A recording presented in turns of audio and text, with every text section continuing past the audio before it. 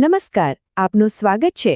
આજે આપણે બીજગણિતની દુનિયામાં એકદમ ઊંડા ઉતરવાના છીએ અને સમજીશું બીજગણિતીય પદાવલીને.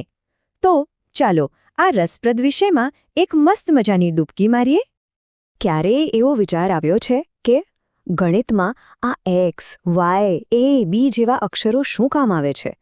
ઘણાને લાગે કે આ બધું ગૂંચવા માટે છે, પણ સાચું કહું તો એવું બિલકુલ નથી. આ અક્ષરો તો ગણિતને વધુ સરળ અને વધુ શક્તિશાળી બનાવે છે. તો ચાલો આજે આ રહસ્ય પરથી પડદો ઉઠાવીએ. તો આજે આપણે શું શું જોવાના છીએ એના પર એક નજર કરી લઈએ.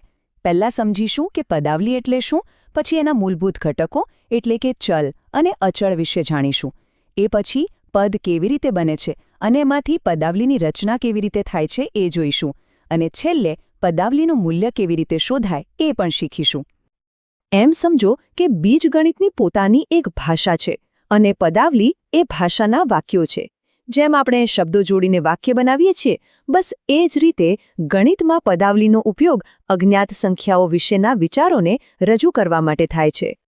તો દરેક પદાવલીના પાયામાં બે મુખ્ય ઘટકો હોય છે, ચલ અને અચલ. આ બંને વચ્ચે શું ફરક છે? ચાલો બરાબર સમજીએ. જુઓ, અહીં બધું એકદમ સ્પષ્ટ થઈ જશે. એક બાજુ છે ચલ, જેનું મૂલ્ય બદલાયા કરે, જેમ કે એક્સ અથવા વાય, અને બીજી બાજુ છે અચલ, જેનું મૂલ્ય હંમેશા એક જ રહે, જેમ કે 5, -10 કે 200. એટલે કે એક છે એકદમ લવચીક અને બીજો છે એકદમ સ્થિર. તો ચલ શું છે? બસ એક પ્રતીક. સામાન્ય રીતે આપણે એક્સ, વાય, ઝેડ જેવા અક્ષરો વાપરીએ છીએ અને એનો ઉપયોગ એવી સંખ્યા બતાવવા માટે થાય છે જેનું મૂલ્ય આપણને ખબર નથી અથવા જે સતત બદલાતું રહે છે. એ બીજગણિતનું એક સુપર પાવરફુલ ટૂલ છે. અને અચલ એટલે બીજું કંઈ નહીં પણ એક સંખ્યા, જેનું મૂલ્ય એકદમ પાક્કું, ફિક્સ હોય છે. કોઈ પણ પદાવલીમાં એ ક્યારેય બદલાય નહીં, એકદમ સ્થિર અને ભરોસાપાત્ર. સારું, તો હવે આપણે ચલ અને અચલને તો ઓળખી ગયા. તો ચાલો હવે આગળ વધીએ અને આ બંનેને જોડીને કંઈક બનાવીએ. આ જે નવી વસ્તુ બનશે એને કહેવાય છે પદ. ચાલો શરૂઆત કરીએ એક સંખ્યાત્મક અવયવથી. માની લો કે 4. આ છે આપણો અચળ. હવે આની સાથે આપણે જોડીએ એક બીજગણિતીય અવયવ, એટલે કે આપણો ચલ એક્સ. અને હવે જાદુ જુઓ, જ્યારે આ બંનેનો ગુણાકાર થાય ત્યારે આપણને મળે છે 4x. બસ આટલું જ સરળ. આ બની ગયું આપણું એક પદ. તો વ્યાખ્યા સ્પષ્ટ છે. પદ એટલે શું? એ કાં તો એકલી સંખ્યા હોઈ શકે, કાં તો એકલો ચલ, અથવા તો સંખ્યા અને ચલનો ગુણાકાર. અને યાદ રાખજો, આ પદ છે જે પદાવલીના અસલી બિલ્ડિંગ બ્લોક્સ છે. બહુ સરસ. હવે આપણી પાસે બિલ્ડિંગ બ્લોક્સ એટલે કે પદ તૈયાર છે. તો હવે શેની રાહ જોવાની? ચાલો આ બ્લોક્સને જોડીને એક આખી પદાવલી બનાવીએ. ચાલો આ ટ્રી ચાર્ટથી સમજીએ. સૌથી ઉપર છે આપણી પદાવલી 4x + 5. હવે એને તોડીએ તો નીચે આપણને બે પદ મળે છે. એક છે 4x અને બીજું છે 5. અને જો 4x ને પણ તોડીએ તો એના બે અવયવ મળે છે, 4 અને x.